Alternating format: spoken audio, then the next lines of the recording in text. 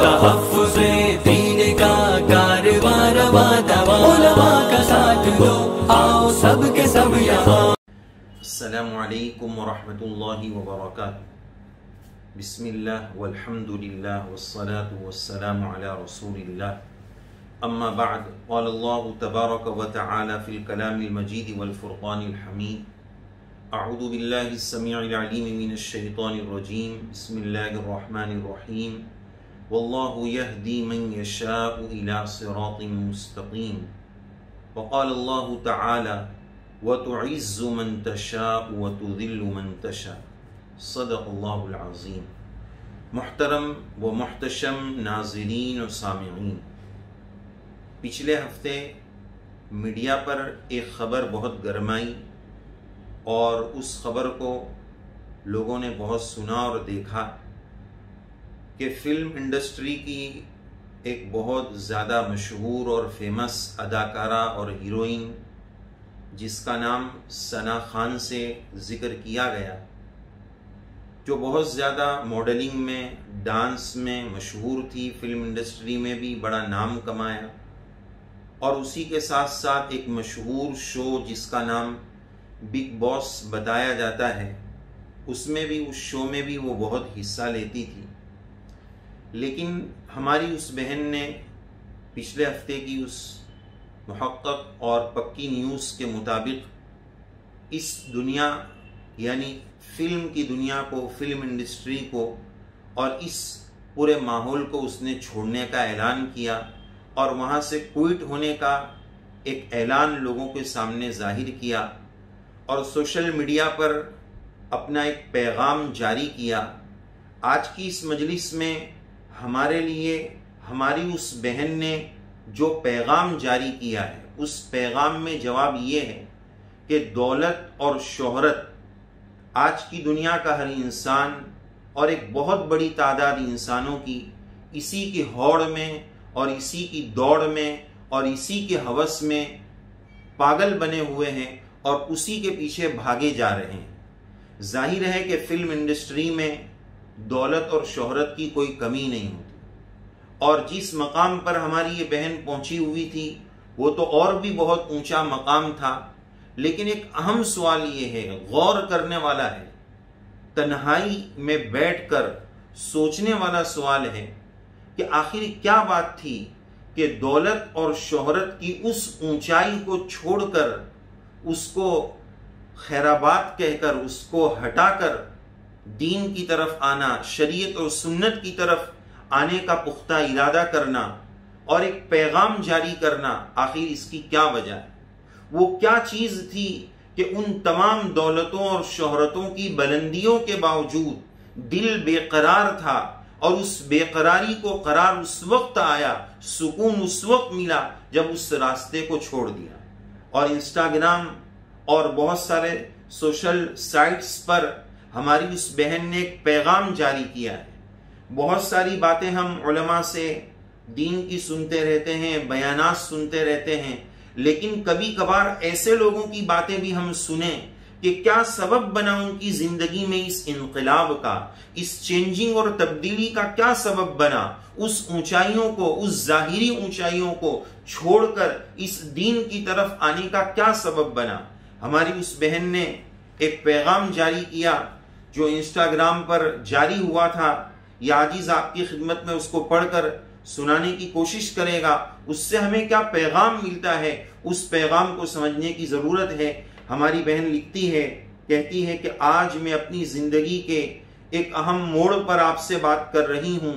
میں سالوں سے فلم انڈسٹری کی زندگی گزار رہی ہوں، اور اسی عرصے میں مجھے ہر طرح کی شہرت، عزت، دولت اپنے چاہنے والوں کی طرف سے نصیب ہوئی، جس کے لیے میں ان کی شکر گزار ہوں۔ لیکن اب کچھ دن سے مجھ پر یہ احساس قبضہ جمائے ہوئے ہے کہ انسان کے اس دنیا میں آنے کا مقصد کیا ہے؟ کیا صرف اتنا ہی ہے کہ یہ دولت اور شہرت کما لے اور اس دولت اور شہرت کی بلندی پر پہنچ جائے؟ غرض اس پر یہ فرض نہیں ہے کہ وہ اپنی زندگی کی، کیا اس پر یہ فرض نہیں ہے کہ وہ اپنی زندگی ان لوگوں کی خدمت میں گزارے جو بے آسرا اور بے سہارا ہے؟ کیا انسان کو یہ نہیں سوچنا چاہیے کہ اسے موت کسی بھی وقت آ سکتی ہے اور مرنے کے بعد اس کا کیا بننے والا ہے؟ ان دونوں سوالوں کے جواب میں مدت سے تلاش کرتی رہی، خاص طور پر اس سوال کا، اس دوسرے سوال کا کہ مرنے کے بعد میرا کیا بنے گا۔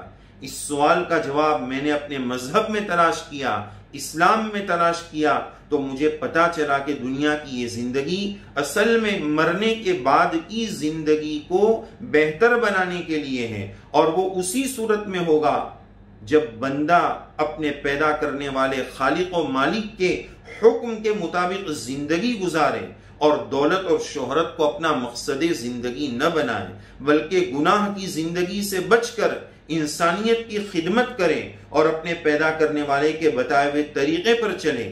اس لیے میں آج یہ اعلان کرتی ہوں کہ آج سے میں اپنے اس شوز کو اور فلم انڈسٹری کی زندگی کو چھوڑ کر انسانیت کی خدمت اور اپنے پیدا کرنے والے کے حکم پر چلنے کا ارادہ کرتی ہوں۔ اپنے تمام بھائیوں اور بہنوں سے درخواست کرتی ہوں آپ میرے لیے دعا فرمائیں، اللہ تعالیٰ میری دعا کو قبول فرمائیں۔ آئندہ بھی میرے عزم یعنی اپنے خالق کے حکم کے مطابق زندگی گزارنا، انسانیت کی خدمت کرتے ہوئے زندگی گزارنا، اس پر مجھے استقامت اور جماؤ نصیب فرمائیں۔ اور آخر میں ایک اور اہم بات یہ کہتی ہیں کہ آخر میں تمام بھائیوں اور بہنوں سے گزارش ہے کہ آئندہ وہ کسی شو میں، کسی فلم کے حصے میں مجھے انوائٹ نہ کریں، شرکت کی دعوت نہ دیں، مجھے اس دعوت میں اس کی دعوت کبھی نہ دیں۔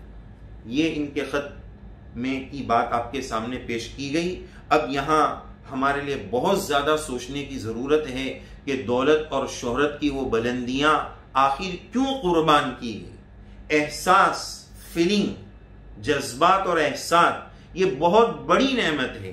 انسان کو اس بات کا احساس ہو جائے کہ مجھے میرے جسم کی روح، میرے جسم کی غذا جو ہے وہ مجھے مل رہی ہے، کھانا پینا مل رہا ہے، پیسہ مل رہا ہے، شہرت مل رہی ہے، اسباب مل رہے ہیں، لیکن میری روح اور آتما کی جو غذا ہے، اللہ کی یاد، اللہ کا دھیان، اللہ کا ذکر، دل کا سکون اور چین اور اطمینان، وہ میں اپنے اندر نہیں پا رہا ہوں۔ اس نہ ہونے کا احساس انسان کو اس ہدایت کے راستے پر لا کر کھڑا کر دیتا ہے۔ جس کا احساس مر جائے، جو دولت اور ظاہری شہرت اور دنیا کی اسی لمیٹڈ اور محدود زندگی کو سب کچھ سمجھ لے اور یہ سمجھے کہ بس لائف ہے، اس کو انجوائے کریں، تو پھر اس کے لیے یہ سب راہیں بند ہو جاتی ہے۔ سوچنے والی بات یہ ہے کہ ہماری یہ بہن کہہ رہی ہے کہ کیا بے آسرا اور بے سہارا لوگوں کی خدمت ہماری زندگی کا نصب العین اور مقصد نہیں ہونا چاہیے؟ بس اپنی عزت اور شہرت، اپنا نام اور اپنی دنیا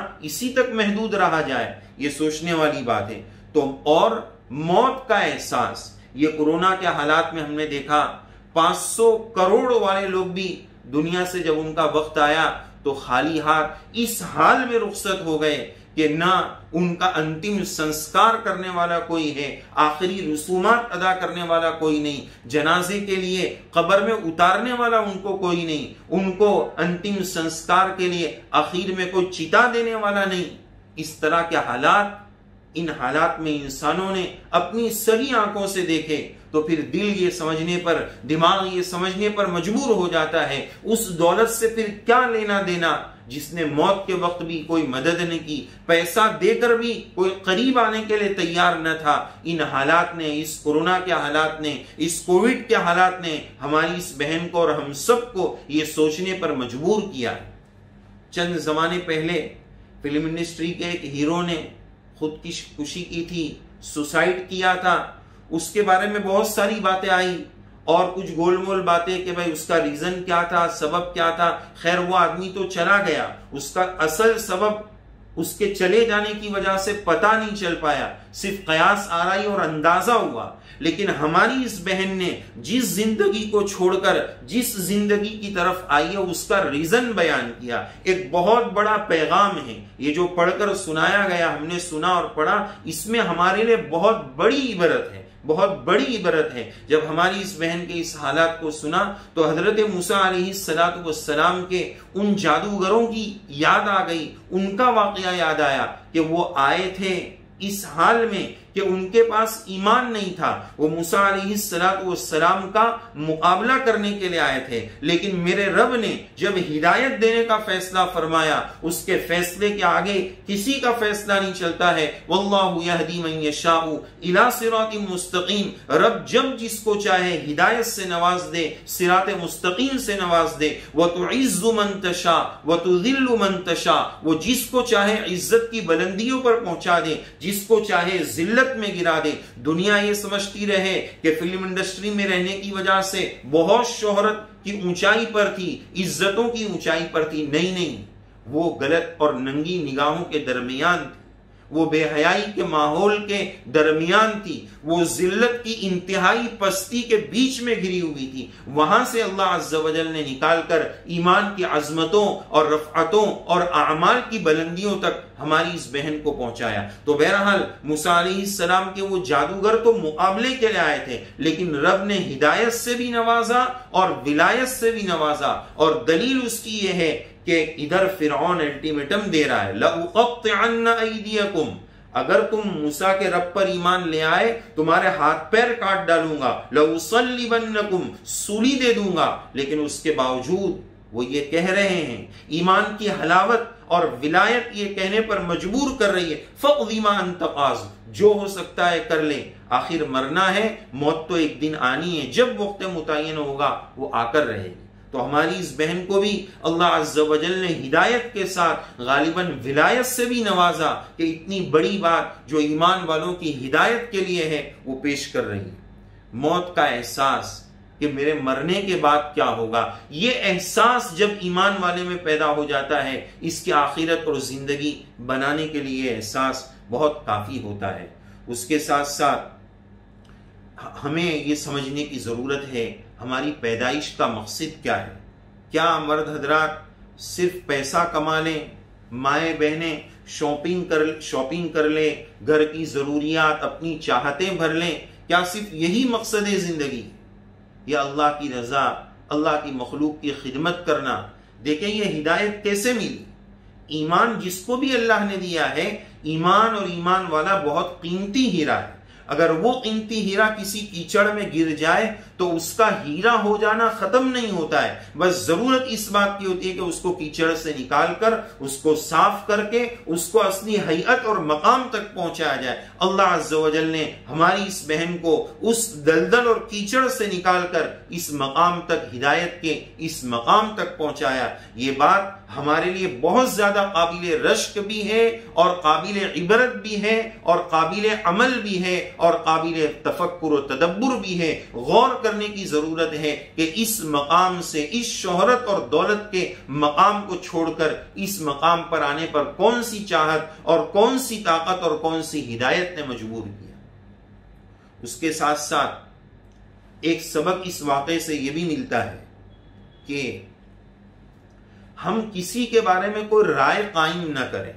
بعض لوگوں کو اپنی نیکی کا، اپنے نیک ہونے کا تکبر ہوتا ہے، تو ذرا سے کسی گنہگار کو دیکھ کر اس پر جو ہے طنز کرنا، تانا کرنا، اور اس کو ہلکا سمجھنا، برا سمجھنا، اور مزید اپنے آپ کو اچھا اور اس سے بہتر سمجھنا، یہ نیکی کا تکبر بہت خطرناک تکبر ہے۔ نیکی کا نشہ شراب کے نشے سے، جوانی کے نشے سے، طاقت کے نشے سے، کرسی کے نشے سے، تمام نشوں سے سب سے خطرناک نشہ اپنے آپ کو اچھا، بڑا اور نیک سمجھنے کا تکبر ہے اور نشہ ہے۔ یہ بڑا خطرناک نشہ ہے۔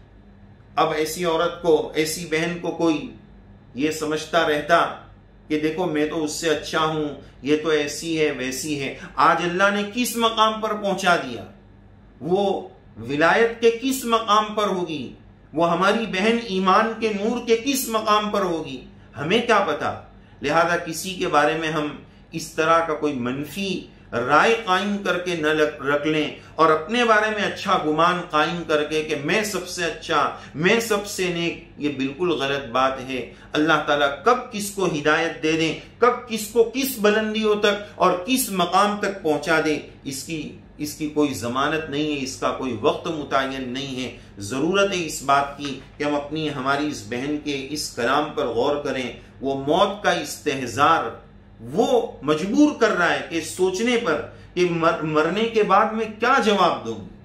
ہم نے اتنی کتابیں پڑھی، اتنا دین پڑھا، ظاہر ہے کہ ہماری ایک بہن جو ہے وہ کوئی اتنی دینیات کی کتاب میں مشغول نہیں ہوگی، لیکن اصل یہ ہے کہ ضمیر، دل اور اللہ کی طرف سے ہدایت کا فیضان یہ سوچنے پر مجبور کر رہا ہے کہ مرنے پر میرا کیا ہوگا، مرنے کے بعد میں کیا جواب دوں گی.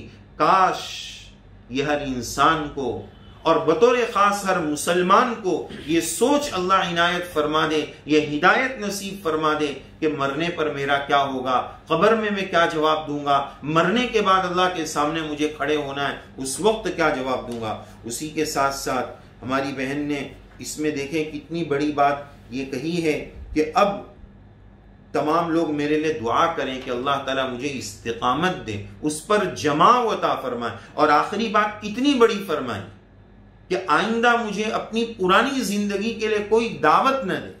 یہ کتنی بڑی توبہ ہے، یہ اتنی مضبوط توبہ ہے کہ آدمی سوچ سکتا ہے، بعد میں لالچ آ سکتی ہے کہ میں کہاں تھی اور کہاں آ گئی، کہاں عزتیں اور بلندیاں، شہرت اور پیسہ. لیکن جب اللہ تعالیٰ ہدایت کاملہ کا فیصلہ فرما لیتے ہیں تو عزائم سینوں میں اتنے مضبوط ہو جاتے ہیں جو ہماری بہن کہہ رہے آئندہ مجھے اس گناہ کی طرف کوئی دعوت بھی نہ دے. یہ سچی توبہ ہے. اللہ تعالیٰ ایسی سچی توبہ ہمیں بھی نصیب فرمائے، ایسی ہدایت ہمیں بھی نصیب فرمائے. ہم بھی برسوں سے پڑھ رہے ہیں اور قرآن مجید اور قرآن و سنت کی کتابیں پڑھ رہے ہیں، لیکن جس ہدایت کی ہمیں ضرورت ہے، جس صراط مستقیم پر استقامت کی ہمیں ضرورت ہے، ہم اس سے کوسوں دور ہے. پچھلے سال بھی فلم انڈسٹری کی ایک خاتون، غالباً زائرہ وسیم کچھ نام تھا، انہوں نے بھی اس طرح کی توبہ کی تھی. تو ضرورت ہے کہ ہم سوچیں کہ یہ لوگ کیوں یہ راستہ چھوڑ رہے ہیں، کیوں اس راستے کی طرف آ رہے ہیں. اور ایک بات کی طرف اور یہ عاجز توجہ دلانا چاہے گا کہ میڈیا اس طرح کی باتوں کو لا تو رہا ہے، لیکن جس انداز میں اس کو پروموٹ کرنے کی ضرورت ہے، اس کو اور زیادہ ہائی لائٹ کرنے کی ضرورت ہے، اور ہماری اس بہن کے اس عمل کو اور جتنا اور زیادہ اپریشیٹ اور اس کی حوصلہ افزائی کی ضرورت ہے وہ نہیں ہو رہا ہے. اس کو تھوڑا دبایا جا رہا ہے، اس کو اور زیادہ ہائی لائٹ کر کے دنیا کے سامنے لانے کی ضرورت ہے. دعوت فکر دینے کی ضرورت ہے کہ آخر ہماری یہ بہن اس راستے کو چھوڑ کر اس ہدایت پر کیوں آئی، کس چیز نے مجبور کیا.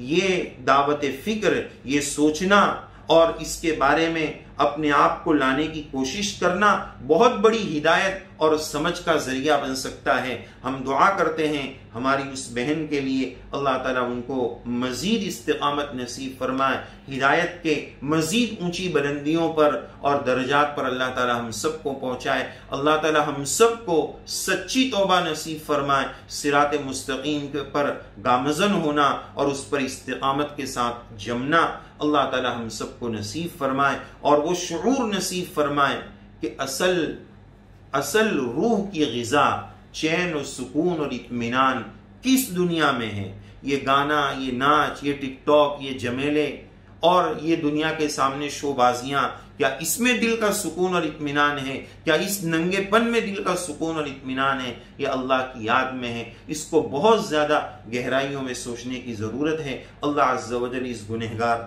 کہنے والے کو بھی توفیق عمل سے نوازے، ہم سب کو توفیق عمل سے نوازے.